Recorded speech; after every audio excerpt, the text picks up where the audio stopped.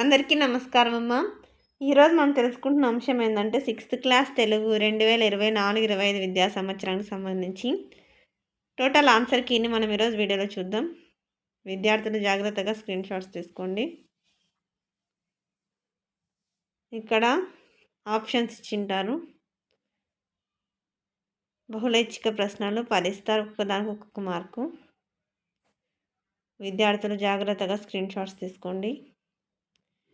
ఇంకా మన channel subscribe చేసుకున్న వాళ్ళు ఎవరంటే దయచేసి సబ్స్క్రైబ్ చేసుకొని లైక్ చేసి షేర్ చేసి మీ ఫ్రెండ్స్కు రిలేటివ్స్ అందరూ సబ్స్క్రైబ్ చేసుకోమని చెప్పండి. క్వశ్చన్ స్క్రీన్ షాట్ తీసుకుంటే మీకు క్లియర్గా అర్థమవుతుందా?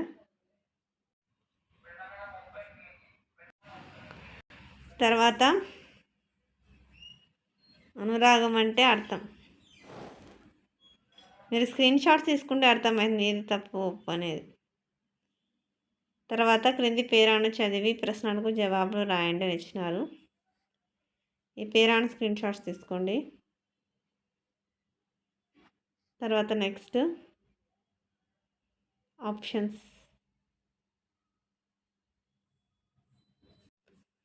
తర్వాత ఈ కథను మీరు గ్రహించిన నీతి వాక్యాలను గుర్తించండి.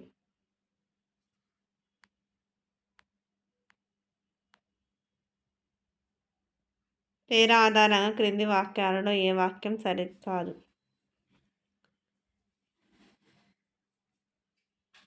తర్వాత సెక్షన్ బి, మీ జవాబు పత్రంలో క్రింద ప్రశ్నలకు సమాధానాలు రాయండి. క్రింది పదాలను ఉపయోగించి సొంత వాక్యాలు రాయండి. అమ్మ అంటే మా అమ్మ వంట చాలా బాగా చేస్తుంది.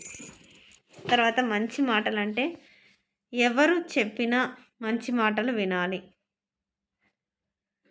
12 కింది గేయ భాగం చదివి భావం సొంత మాటల్లో రాయండి. అమ్మ మనకు దేవునితో సమానము అయినది. అమ్మలాంటి దేవత భూమి మీద లేనే లేదు. అమ్మ అని పిలిచే పిలుపులు ఎంతో మాధుర్యం, కమ్మదనం ఉంది. అమ్మ మాటల్లోనే, అమ్మ అనే మాట్లాడే మాటలోనే అమృతం ఉంది.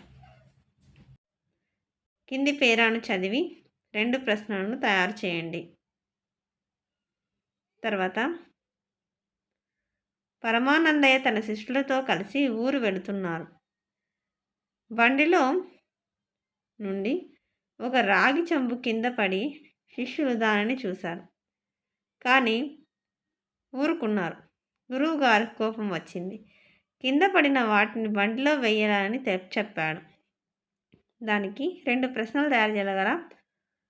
పరమానందయ్య తన శిష్యులతో ఏ ఊరికి వెళుతున్నారు? గురువు గారికి కోపం ఎందుకు వచ్చింది?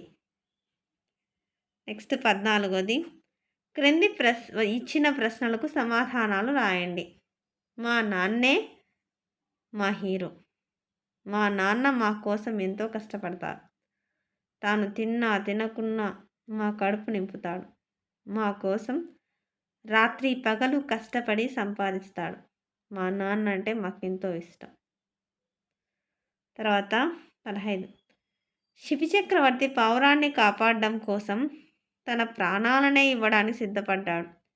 అలా ఇతరుల మేలు కోసం మీరు ఎప్పుడైనా ఏదైనా చేసి తృప్తి చెందిన సందర్భం గురించి రాయండి. ఒకరోజు నేను పండుగ కొత్త బట్టలు తెచ్చుకోలేదు. ఆ డబ్బు నేను కేరళలో వరదలు వచ్చాయి కదా, వాటికి సహాయం చేశాను. ఆ ధనంతో వారికి కనీసం ఒక 6 మందికైనా ఒక పూట అన్నం వచ్చి ఉంటుంది. వారి ఆకలి తీరిందని నేను తృప్తి చెందాను. అందరికీ ధన్యవాదాలమ్మా. ఇంకా మన ఛానల్ సబ్స్క్రైబ్ చేసుకున్న వాళ్ళు ఎవరంటే దయచేసి సబ్స్క్రైబ్ చేసుకొని లైక్ చేసి షేర్ చేసి మీ ఫ్రెండ్స్కి రిలేటివ్స్ అందరూ సబ్స్క్రైబ్ చేసుకోమని చెప్పండి. నా ఛానల్ సబ్స్క్రైబ్ చేసుకొని ప్రత్యక్షంగా పరోక్షంగా సపోర్ట్ చేస్తున్న వాళ్ళందరికీ పేరు పేరున ప్రత్యేకమైన ధన్యవాదాలు. అందరికీ మరొకసారి ధన్యవాదాలు. దయచేసి వీడియోని మాత్రం స్కిప్ చేయొద్దు.